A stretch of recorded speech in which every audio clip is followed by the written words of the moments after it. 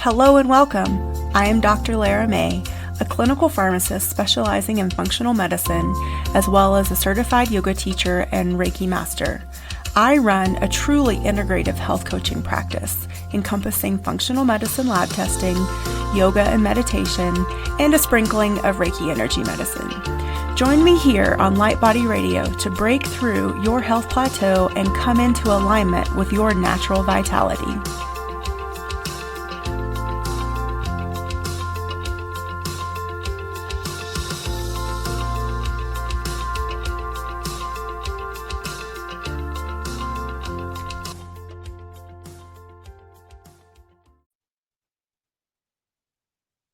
Hello and welcome to Light Body Radio. I'm your host, Dr. Lara May, and today I am here with Natalie Bedard, also known as NatNat, and her platform Lift OneSelf.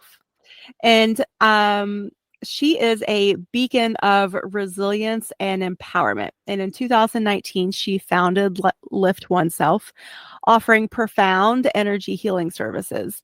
Despite grappling with life-threatening illness and single parenthood to 3 boys, Natalie is a steadfast mentor on the journey of self-discovery and healing. With her profound understanding of the nervous system, she specializes in unraveling emotional blockages and reigniting intuitive connections. Natalie's trauma-competent approach is truly transformative. She guides individuals to embrace their fullest potential through small, actionable steps towards growth and transformation. It's all about empowering people to navigate their healing journey with compassion, resilience, and deep understanding of their unique experiences. I couldn't agree more. So, with safety and radical honesty, these are also part of her pillars of unlocking the keys to this mystery of which our human life is, isn't it? So, welcome. Thank you so much. And what a beautiful introduction. I have to hire you so you can do it more often. Thank you so much for having me as a guest. And I'm looking forward to the playful conversation we're going to get into. Yes. So we spoke a little bit before we started recording Yes. about doing a quick guided meditation. So we're going to start with that today. Yes. And for your listeners, it's always about safety. So a lot of times people are listening to a podcast while driving or needing their visual. Please do not close your eyes. I want you to be safe and everybody around you to be safe. The other prompts I'm going to guide you into, it can bring you into a deep relaxation. So again, safety. If you're feeling too relaxed, just fast forward into our conversation. And when you have time, come back to this mindful moment so that you can take a breath and ground yourself into your body. So, Dr. Laura May, I'm going to ask you to get comfortable in your seating and you're going to gently close your eyes. And you're going to begin breathing in and out through your nose. And you're going to bring your awareness to watching your breath go in and out through your nose. You're not going to try and control your breath. You're just going to be aware of its rhythm and keeping your awareness on watching your breath go in and out.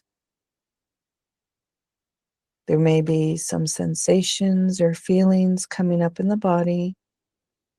Let them come up. You're safe to feel. You're safe to let go. Surrender the need to control. Release the need to resist and just be. Be with your breath.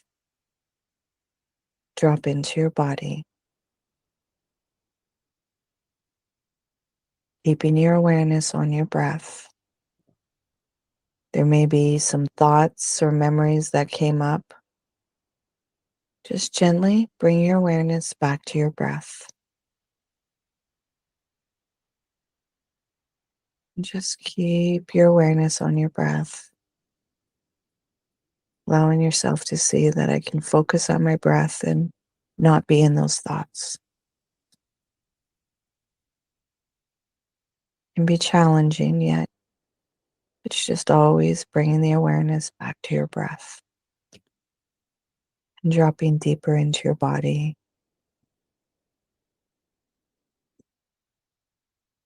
Continue staying with your breath.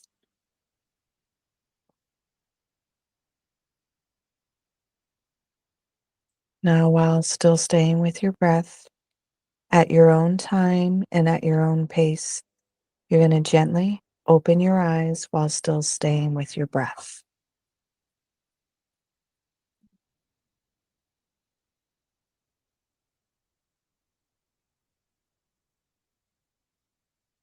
How does that feel? Beautiful. Thank you. You're welcome. We can tend to forget to take these mindful moments for ourselves, especially with transitions. We can talk about it, especially a lot of practitioners of health or those that help children. And we talk about the transitions and how difficult it can be for children to go into those transitional states. And we forget that we're still those little children and we need to actually apply those tools for ourselves. Yes, and, what a wonderful self-awareness and also self-care practice just to allow that pause. Again, you guys, that was just 2 minutes, and I don't know about you, but I feel good and present with, being here now and, being in this body, and so I think that's really important too. There's so much of our lives that I feel like we're checking out, especially lately in this day and age, using different things to check out, but, even use our own spiritual practices to check out too. So, it's important to just, be aware and honest ourselves about who we are and meet that with grace and love and say, okay, it's all right, just to come back. Exactly. You know, there's times where you do have to check out because it's just too overwhelming with the nervous system. So it's going to get Mhm. dysregulated. You are going to, disassociate from your body. It's recognizing, wait, this isn't the space that is home. And so really cultivating those tools to bring yourself back to help with that regulation. Because a healthy nervous system is about dysregulating and regulating back. Like a healthy Mhm. nervous system has fear. It's learning how to interact with that fear. Yet most times we try to run away from it and it just builds up more and more and more. And then the anxiety ramps up rather than face it and feel what are these authentic emotions that are coming up? What am I feeling in my body that I'm not willing to listen to those messages? Mhm. Yeah, the old saying of what we resist Correct. if it isn't quite apparent, what we're gonna be talking about today is radical honesty with ourselves and what healing really looks like. And of course, that can be different for everyone, I would imagine. If you're really taking a personal and unique view to your healing journey, I would hope that it would be unique and different and not look like someone else's healing journey. But, I think, we get wrapped up also in, following our teachers or our mentors on social media, and sort of identifying or comparing our journey to other people's and say, "Oh, well, if mine doesn't look like that, maybe I'm not doing it right. Maybe I'm not doing this healing thing the right way, quote unquote." So, there is no right way or wrong way. It just is, and I think it's important, again, for us to provide ourselves that space and grace. And I love in your bio, the phrase trauma competent approach. Can you tell us more about what that looks like from your perspective and your practice? I understand the nervous system because I had lesions in my brainstem and cerebellum. So I almost died 10 years ago because of these lesions. The body completely almost shut down. And so I got to see from building right back up because I had to, string thoughts together to create action. I had to learn how to walk again and navigate, and then feeling these chemical dumps whenever I felt fear or anger or any kind of thing. So I really got to understand like the cortisol dumps and the adrenaline in real time. I would feel these things. And it's like, well, that's what they're talking about, these chemical releases that go on. So, you know, by doing that, it allowed me to better understand the safety of the nervous system and what it needs. Because the nervous system is always here as a sense of protection. It may do some things that are harmful or toxic towards yourself. Yet it's always remembering, okay, it's protection. So what is it afraid of that it's trying to protect you from? And a lot of times it's our authentic emotions. It's being able to face the pain. It's being able to dissolve some of the belief systems that have been instilled in us that we think we need to show up a certain way, where now we're like, oh, wait, we have a different possibility. And to be able to do that, you need to be tethered to your curiosity, because Mm-hmm. curiosity brings you into the unknown and the uncertainty and see what is possible. And, feeling what is going on in our bodies, we're not really taught those tools. We're taught more to numb, like you said, and run away, Mm-hmm. or, be successful and keep pushing through it and just keep swallowing and keep dumping within yourself. And then at a certain point, your body's like, no more. Mm-hmm. And so it's like, okay, how do I face this? And how do I validate my own experience? Because truth is there's an absolute truth. The sun comes up, there's gravity, yet truth in its own essence is always evolving, because there's so many different layers that we get to one part and then we recognize, oh, there's a little bit more depth to this. And we have been taught more that we're not good enough and we don't know what our experience is. So we're told not to feel this way, not to feel that way. And so there becomes this separation with not trusting yourself. So it takes a space of validating. And just because you're feeling emotions, it doesn't mean that you allow it to take the driver's seat in whatever actions you're going to take. It's actually just listening to the messages and feeling, not rationalizing or intellectualizing or pathologizing. It's like, what am I actually feeling? And let me feel some context into this. Let me see the bigger picture and not just this limited scope of it.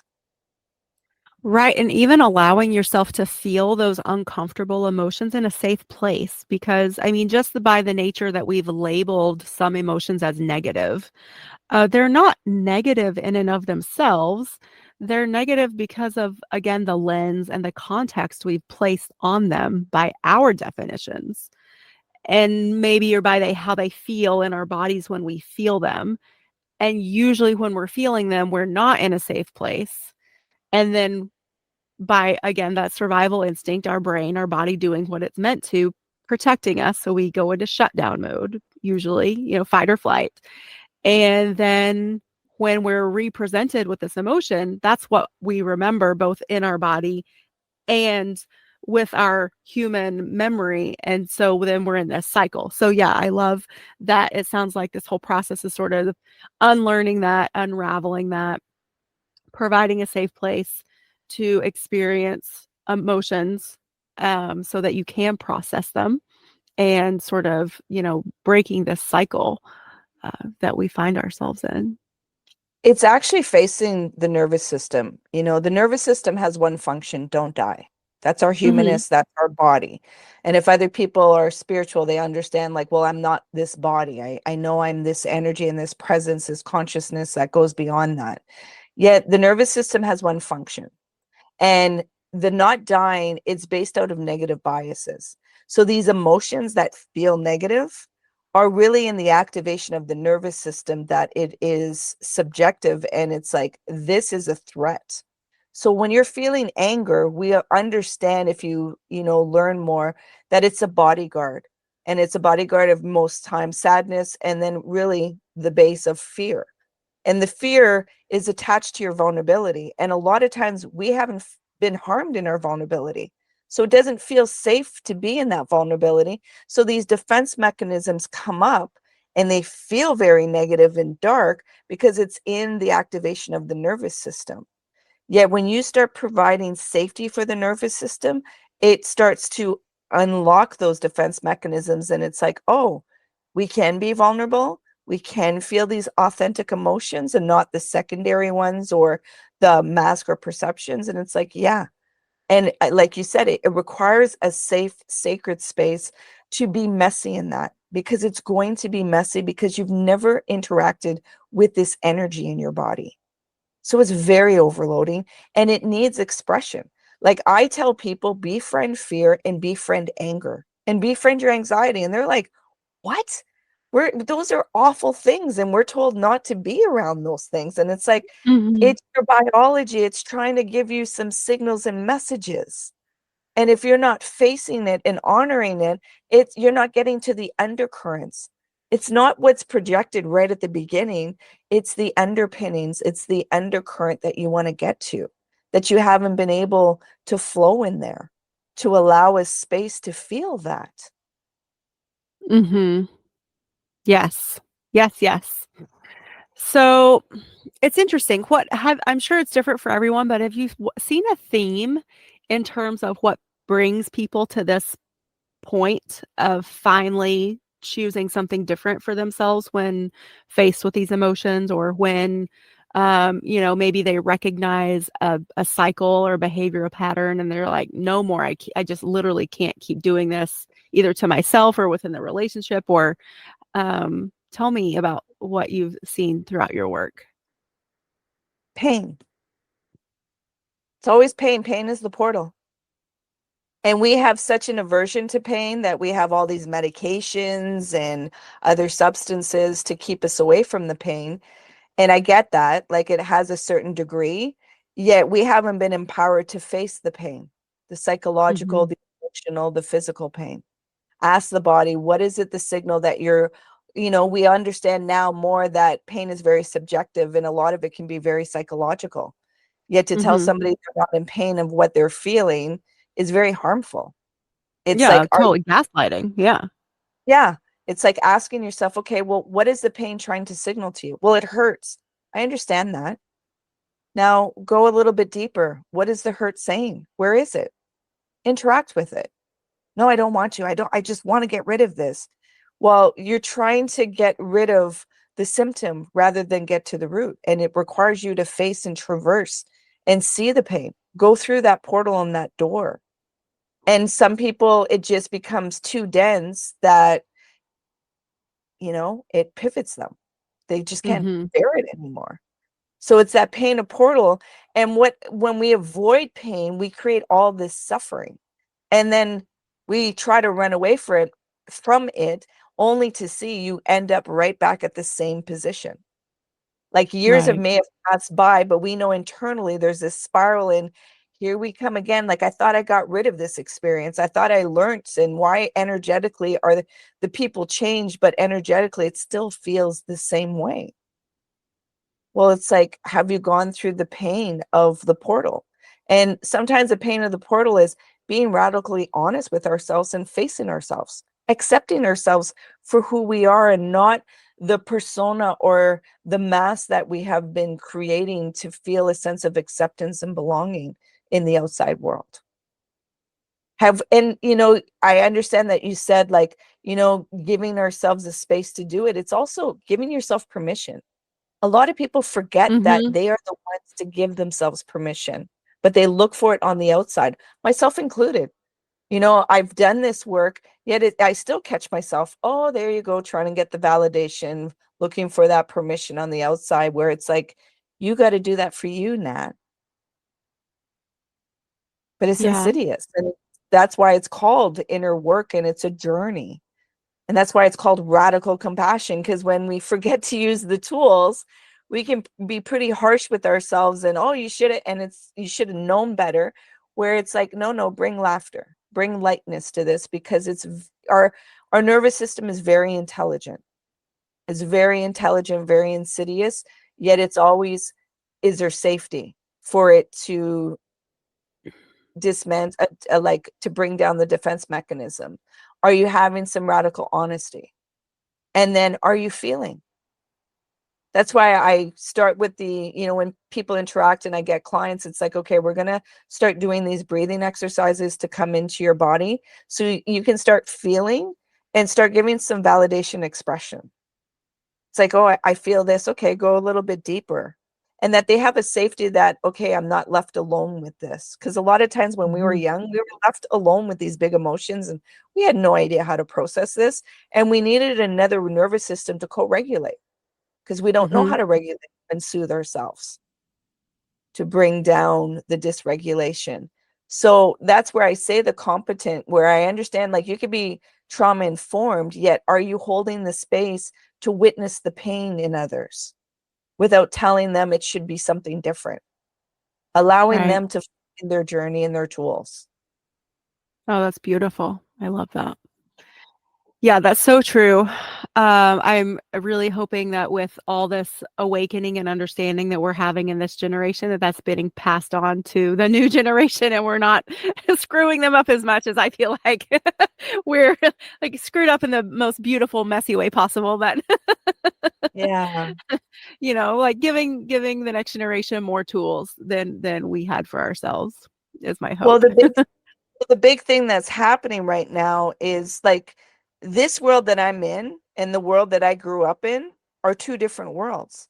Oh, for sure. Technology Yeah. has changed things totally, and we are more disassociated from our bodies now than ever before, because technology makes it easy not to have to feel it. It'll distract you from Mm-hmm. actually being in your body. You're in your head.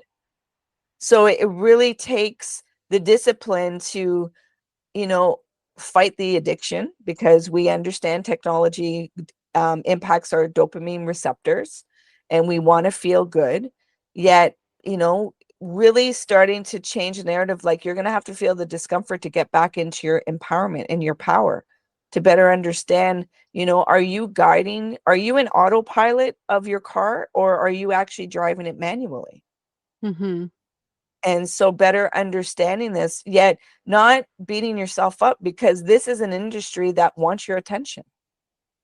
So we really have to take the discipline of, what is it that I want for myself, and building the life that we want, rather than what's being sold and told to us all the time, which is Mm-hmm. warrior work. Right. It's really And radical. yeah, and figuring out that healthy balance between checking out and checking in. Like, Yeah, even maybe even redefining the term checking out, because when we quote check out, maybe that really is checking in, and we're yeah. tuning back in because we're checking out of the socials and the news and all the BS and the chaos that's out there that's I constantly call it fear bombarding us. porn. Well, I call it fear Mhm. porn. It Mhm. gets you activated. There's nothing you can do with it, though. Yeah. It's like you're rocking in a rocking chair. I'm doing movement, but I'm not getting anywhere. That's what the news does. It activates your nervous system in the fight or flight, and then there's no real action you can take unless it's right in your direct experience. But most of us, we're hearing about things that are, how many thousand miles away from us. And then it's like, well, I got to do something about this. Like, I feel helpless. And feeling helpless is the worst thing. The nervous system doesn't want you to feel that, unless you start to co-regulate, to allow yourself to recognize it's okay to feel this signal. It's Mhm. okay to feel this intense of not having any control and not being able to take any action. But that takes, a practice and a discipline to engage with your biology with that, and give it Mhm. language. Like, oh shit, I'm feeling, excuse my language. I'm Oh, no, feel feeling, free. uh, I'm feeling helpless, and it's debilitating, and I don't like this feeling. So it's like, okay, you know that there is this feeling. So what can you do that will be reciprocal with the energy? Rather than you trying to offload or project it somewhere, where can I fill it, where I can take some actions that would make me, you know, regulate my nervous system, so Mhm. that I be here in my moment, and not so much in the helplessness of my thoughts of not being able to take action to help somebody else, or be angry or frustrated that people are being taken advantage of or whatnot. That is always in, I asked, like, I came out of news a long time ago. That was part of my practice. And the fresh air that you feel within your system, yet you see the palpable of people having to know all this. And I'm like, I'll ask, because I had to ask myself, how is that helping you? Well, I need to know why. Who told you that? Yeah. Well, you have to. It's like, but who told you that? What is it doing for your life? Well, I know. Okay, but what are you doing with that knowing? There's a thing of consuming too much and not being able to create. Mm-hmm. It gets us in this, the freeze or the fawning Mm-hmm. of our nervous system. And to come out of that, you're like, oh my gosh, let me do these actions. And then you come to wake up and you're like, oh, that's not what I wanted to do. Well, you weren't interacting with your nervous system to face it and say, what is it that we need as our soothing? What is it that Right. we're intaking that isn't healthy for us anymore? Absolutely. If it's But it keeping your fight or flight turned on, that is not serving you in any way, shape, or form. Or the and people that you're concerned about a million miles away. yeah, because we're feeling bodies that think. Anxiety is Mhm. very contagious. Mhm. Be around Fear, anybody that's anxiety, with fear, absolutely, yeah. Yep. you know, and fear is healthy. Like our nervous system has healthy fear. Like you need it to live in this world. Like you can feel your senses of almost all of a sudden there might be a car or there was a wind or a dog coming. Like it's going to activate the adrenaline for you to do something with it. Yet a lot of our fear that's getting activated is just psychological. Mhm. And we're told that we're not good enough and we don't have the answers, so keep seeking, and we have it where it just keeps perpetuating you into like the donkey with the carrot.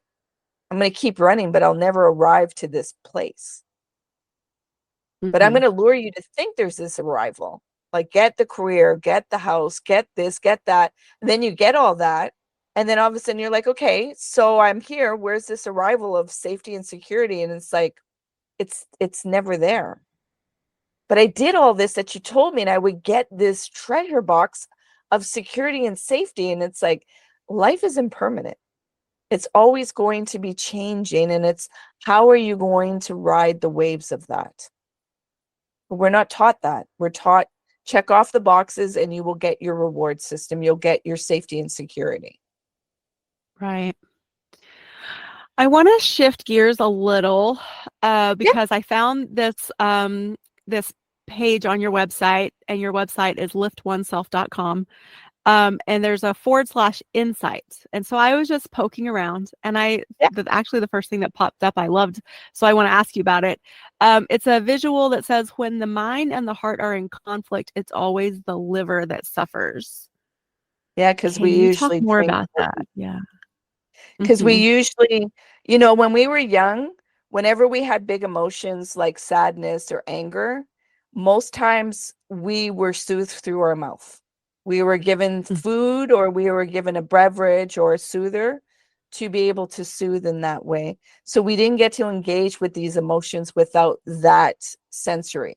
So whenever we have some emotions, people can relate to all of a sudden, I'm going to spend, or I'm going to, do other things. A lot of us, you go to drinking or we go to eating. And too much of a sugar consumption has a big impact on our liver and our pancreas.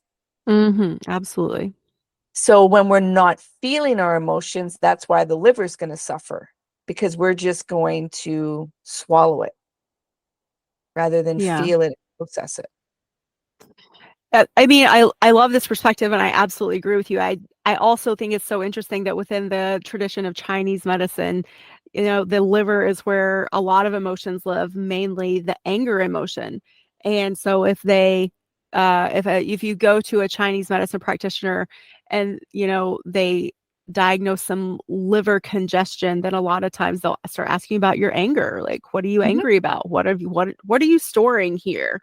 And Yeah, let's help you process that and emote through that, so that your liver, and then usually downstream of the liver is like a bile sludge, so like a gallbladder issue usually, yeah, even when we see that. So yeah. yeah. And it's exactly that. That's why I say befriend anger.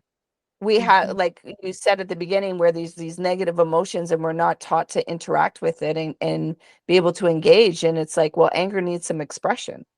So even just this weekend, there was somebody and they were like, oh, my knees hurt. And I was like, well, can I rub it? And she's like, yeah. And I touch it. And she's like, how do you know it's that spot? Like, that's where the pain is. I'm like, I'm just using intuition. And then she was like, well, do you have, and then I touched another spot. She's like, oh my gosh, like, how do you know it's right there? And I'm like, just rubbing it and feeling it. And then she was like, well, what can I do? And I sat back and I looked at her. I'm like, do you really want to know? She's like, oh, I don't know if I really want to know that. And she's like, okay, I will. I'll lean in. I'm like, you're storing. There's some anger and frustration that you aren't processing. And your body now is like, I can't take any more of this. She's like, that's bang on. I was like, okay, well, with the Mhm. anger, what I offer my clients is like yell in a pillow or go into a forest and start yelling, throw some rocks or bang a tree or whatnot. Hug a tree also. Yet give expression to the anger so that the energy can be released from the body and you can start to interact with your authentic feelings. I'm like, even if you have finances, do a smash room, go smash some stuff. And it just needs expression, not analyzing, telling it should be a certain way. And then I saw her yesterday and she's like, I took your advice and I went into the forest and I could finally exhale. And it gave me some space inside my body that I could see things differently and I could relate to myself in a different way. She's like, I know there's still a lot more in there, yet at least it gave me that breath of fresh air that I could take in and blow back out. And I was Mhm. like, it's these things. And she's like, well, how long is it going to last? I'm like, well, only you can tell.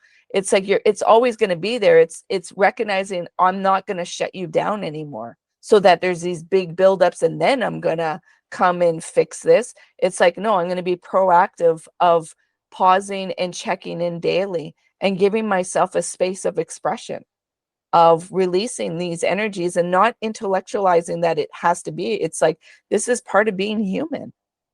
So allow the body to have some somatic releases and expression. Yes. Yes. Amen. Oh my goodness, such a good conversation. So tell us, I want to go again. I'm just poking around on your website.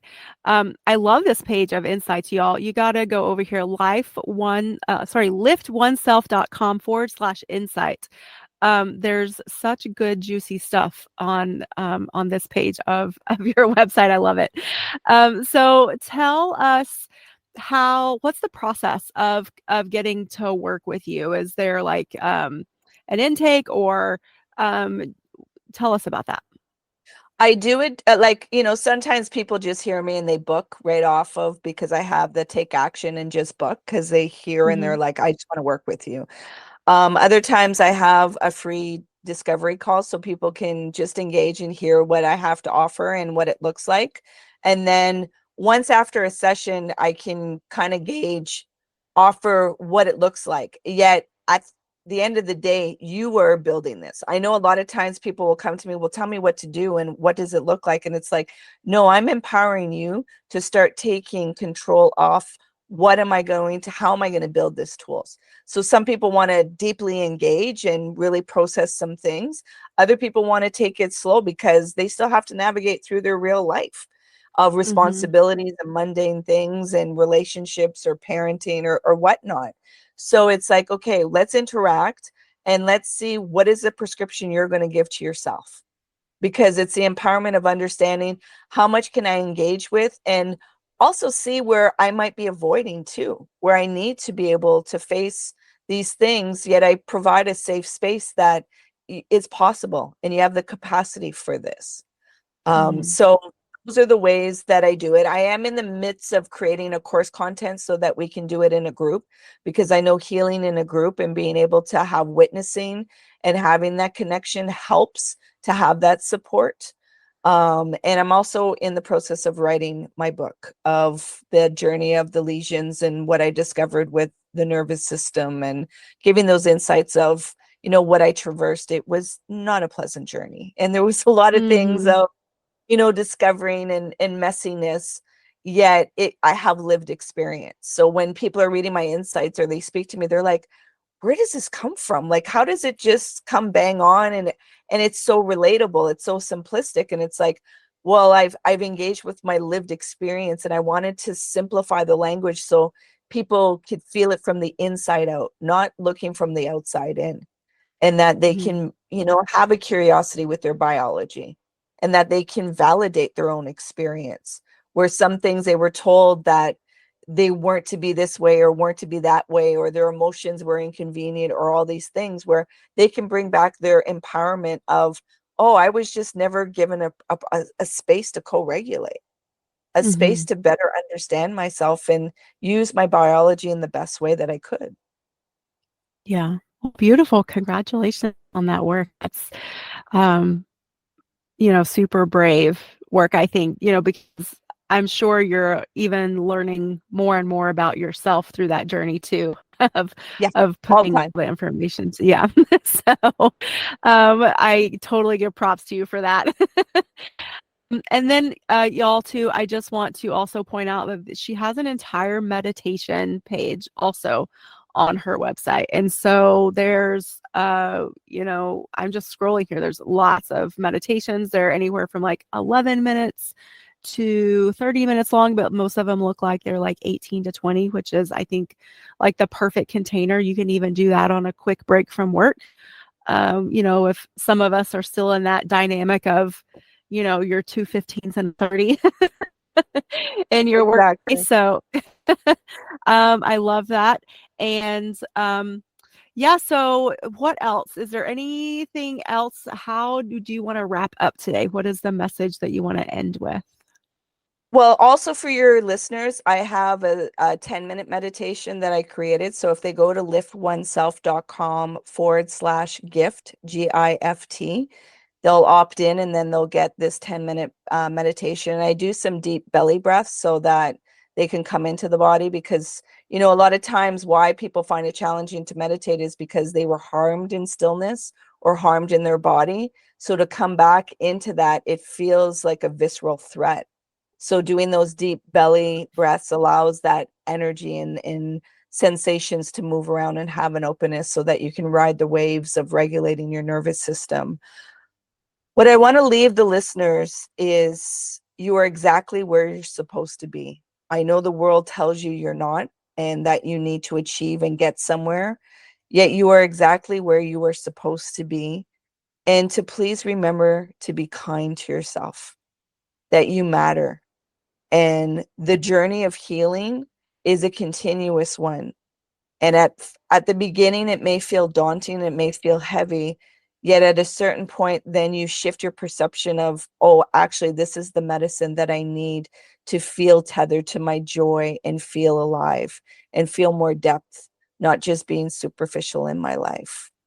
So that kindness to yourself is needed to be able to still stay in connection with yourself when you're going through the challenges and the rough waves. Absolutely. And, again, like give yourself credit. You wouldn't be even doing this work or thinking about it if you didn't love yourself and want something, better and more balanced and more in tune, and tapped in. So give yourself props and credit for that too. Like just start with the little things and the little steps, because that's where everything starts, like very few journeys involve like really big leaps, especially right off the bat. Most of the time it's small steps here, small steps there, maybe every now and then one big leap, but Yeah, and I created Lift OneSelf also because what I went through, I wouldn't want anybody to have to hit that rock bottom. Yet, like I said, pain is needed for some. I was just stubborn and kicking and not willing to, face certain things. Yet I wanted to alchemize and give the Coles notes to people. So rather than being reactive to something, that you could respond and shift something for yourself. And what I know to be true is, we want the world to change, but change only happens within us. So if I could offer a space for people to go within their own portal, within their body, that begins the change, and that they can interact with themselves with a gentleness and radical compassion, and recognize that you're always beginning again. Every day is a new canvas that you get to paint on.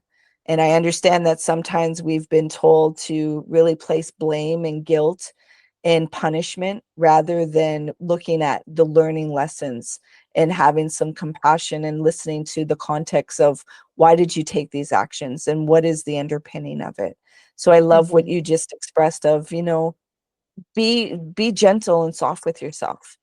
And Yeah. always remember, when you're activated, it's just black and white. It's opening up that space of where's the context, and the context will have those emotions to feel, to see all of the different perspectives that you may not have allowed yourself. You just are narrowing on one thing to try to get rid of it, where it's like, no, it's just have acceptance and integrate. Mm-hmm. You're not trying to get rid Mm-hmm. of anything. You're always just integrating and letting go. Yes. Beautiful. I love it. So it's liftoneself.com. Yes. I And also have a podcast. It's called yes, Lift yes, I One. was just about to ask you. Yeah. Yeah. So I'm Yeah. sorry, say it again so I'm not talking over you. I also have a podcast. It's called Lift OneSelf. And, that page of insights that you just saw, I have that on my social media, because I came off of social media for a year or two when I was going through my healing journey. And I wanted to come back on, and my intention was I wanted to lift the vibration and really bring a space of true healing of the messiness, and go into the directness of taking accountability, but not accountability of chastising yourself. Accountability of understanding, oh, this is all in a sense of protection. So let me better understand and create that safety within myself and within my body. Yes. Well, beautiful. And thank you so much for all the work that you're doing in the world. The fact that we found each other and, we're providing this platform for more healing. I love it. I love finding and, working with other practitioners too, to just expand the light on the planet and to really help people understand that this world and this life and this planet is not about perfection, but it is about like choosing, better in that next opportunity. And every moment, like you said earlier, is a new opportunity. So thank you so much, everybody. Check out at Lift Oneself on social media and liftoneself.com. And Natalie, thank you again. And yeah, so thank you. And It's we'll been see a you guys on pleasure. the next Thank you. episode. Yeah, thank you.